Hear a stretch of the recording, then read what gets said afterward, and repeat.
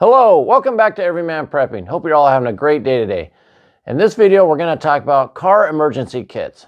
Car, truck, basic things you need to have in your vehicle in case you're in a snowstorm, you get stuck, your vehicle just breaks down, you get stranded, there's a flood, accident, things like that. Just basic stuff you need in your car that will help you get through a night or two in case you have to wait for someone to come get you.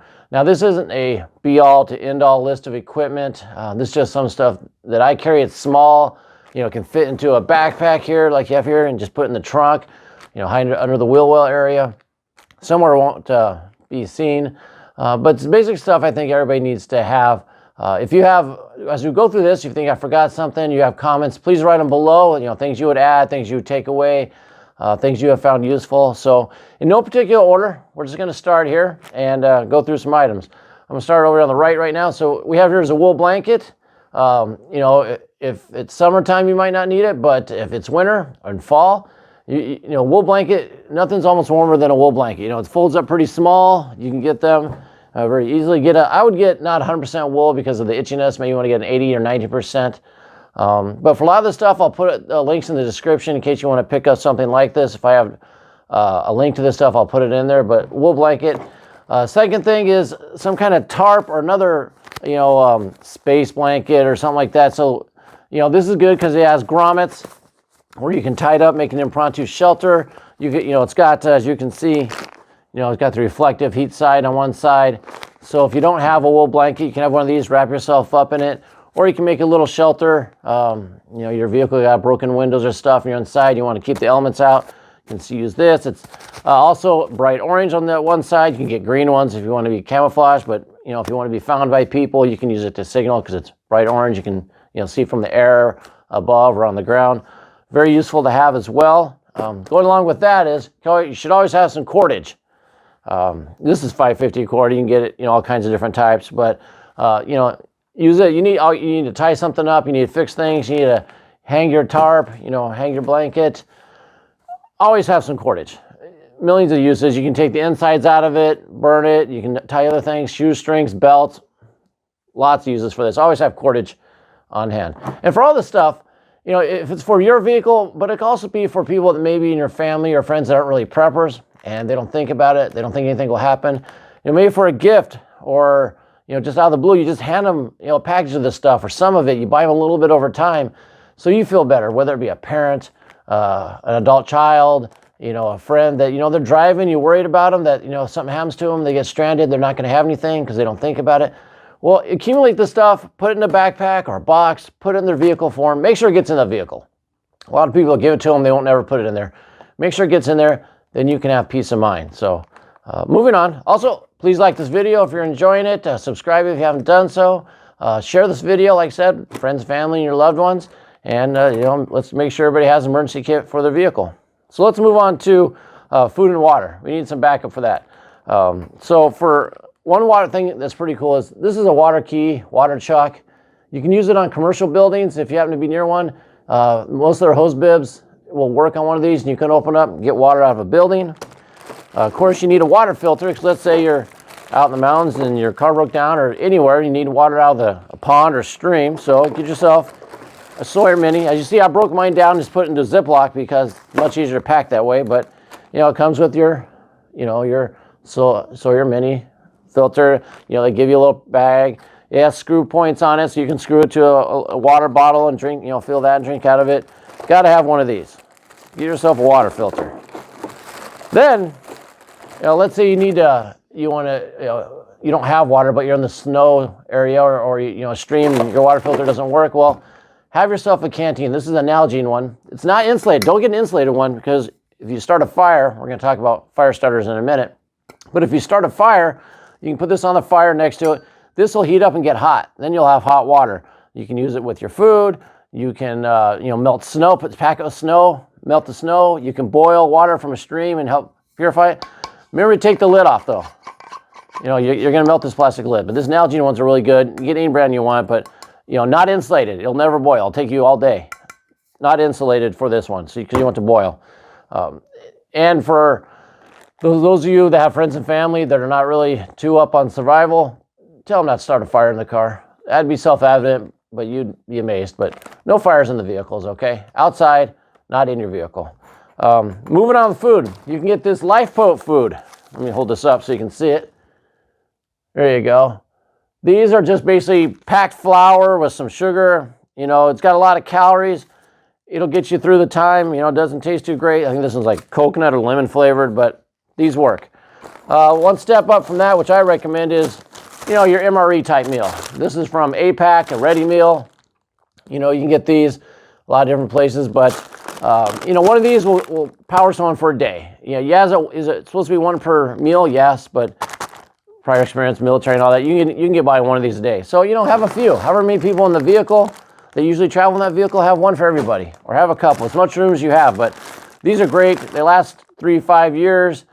I've eaten them older than that, and they're fine. But I also always get the ones that have the heaters, because not only is warm food better when you're, you know, stranded and not feeling well, but that heater then can be used as a warm heater, you know, a hand warmer, a foot warmer, put it inside your jacket, keep you warm.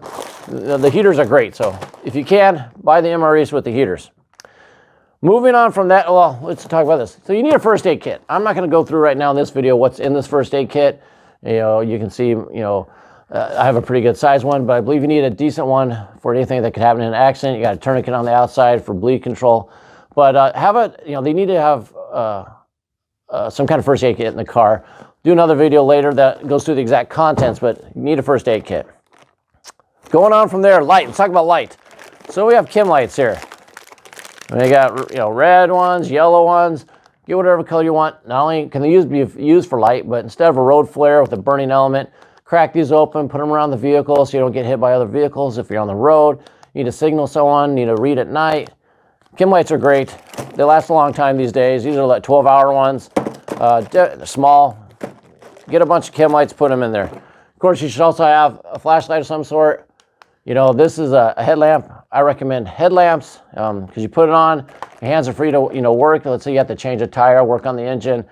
Much easier to do this than having someone hold the light. And if there's no one there, then you're kind of one-handed. So you can have a flashlight. It's great. You should have something, but headlamps are great as well. Moving on from there is, I suggest, you know, some kind of, you know, entrenching tool, E-tool, small mini shovel. You know, they fold up. You know, they go compact and all that, so that you can, let me loosen it up, so they can store it real easily. You know, folds up like this, nice and compact. And then, you know, you can also turn it into a pickaxe if you need to. You know, this one's, I've had it quite a long time, but like that, and it makes a shovel. So what do you use that for? Well, if you're stuck in the mud, the snow, and you need to dig yourself out, you need to dig a impromptu latrine because you need to go to the bathroom, your place to do it. You know, make a, you know, dig a little hole, do your business, cover it up, all that stuff. Many uses for a little shovel. I highly recommend getting one of those. On from there, we're going to talk about, you need some kind of fixed blade knife. This is just a cheap Moore knife. You know, everybody can get these. These are very simple, very good, very sharp. Not inexpensive. Like if you're building the kit for someone, you know, you can spend hundreds of dollars on a fixed blade. I'd get some type of fixed blade, whatever you want.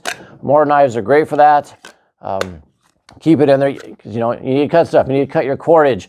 You need to shave some wood for the fire. You need to put holes into something. Very good for that as well. So get yourself a knife, fixed blade knife, put it on there. Lastly, let's talk about fire starting. You know, because you're cold, you're stranded overnight. It's you want to stay warm. You want to heat the water. So you want to start fire. So, you know, easy thing to start with, you know, a Bic lighter. You know, pack some in there, easy to carry around with you. One thing I want to point out on these lighters, hold up and see if you can see. The red one has a little metal strip over the striker that you roll. And the green one does not because I've removed it. Use a small screwdriver, needle nose. The reason is much easier to light this than this one. You have to put a lot more pressure. And, you know, if someone needs to do it that's not strong on the fingers, they're cold, you know, they're stressed, a lot harder to light the one. It's a child safety device they put on there. So if you feel safe and comfortable, tear that piece of metal out and it's much easier to light. So you have lighters. Well, let's say you need help starting the fire because, you know, it's wet or damp or you don't have anything. Once again, fire's outside the vehicle, not in the vehicle. There's, you know, they sell all kinds of fire starters. This is one type. It's called hot snot. It's a liquid. You squeeze it out, put it on the, you know, the wood, the paper, the cardboard, light it up. It'll burn, help you start the fire. This is another one from Pro Camtech, it's basically kind of like a sawdust type material that has like wax and other stuff, resins in it, so it'll burn. So you kind of put some of this out on a pile, get it lit, put your other sticks on there, get that going.